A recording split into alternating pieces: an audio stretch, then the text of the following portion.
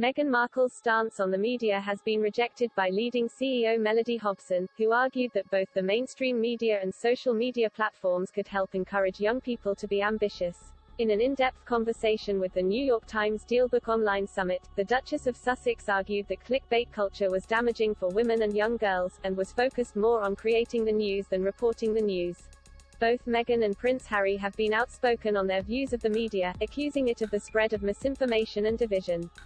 The entire environment of social media, not just social media but media in a broader sense as well. I think there is really legitimate media, but at the moment, you see in many ways social media feeding into that. So it becomes a race to the bottom because this clickbait culture has made it so that something that's salacious is more interesting and gets more pickup and can be monetized.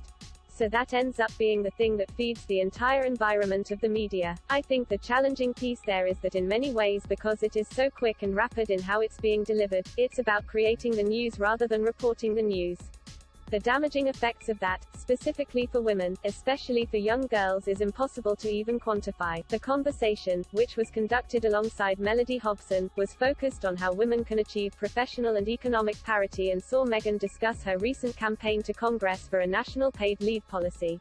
Ms. Hobson, the co-CEO and president of Ariel Investments, hit back at Meghan's summary of the media, saying, "It can be harnessed for good, it can be harnessed in the other way. I've been watching the Muhammad Ali documentary by Ken Burns. That's a classic example of a look back at an individual who was extraordinarily controversial at the time and just being able to see the totality of their impact on a society and understand the greatness that was there."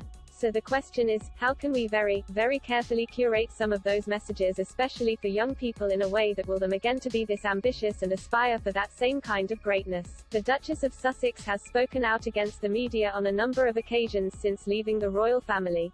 During her and Prince Harry's bombshell interview with Oprah Winfrey in March, Meghan spoke of the media frenzy she had endured and its impact on her mental health. The couple also spoke of the invisible contract between Buckingham Palace and the British press, with the Duchess claiming, "There's a reason that these tabloids have holiday parties at the palace. They're hosted by the palace, the tabloid. You know, there is a construct that's." Harry, meanwhile, has spoken several times of his fear that history was repeating itself, a reference to Princess Diana, who died in a car crash whilst being pursued by the paparazzi. Whilst Meghan was conducting her discussion with the New York Times, Harry was appearing on a panel for the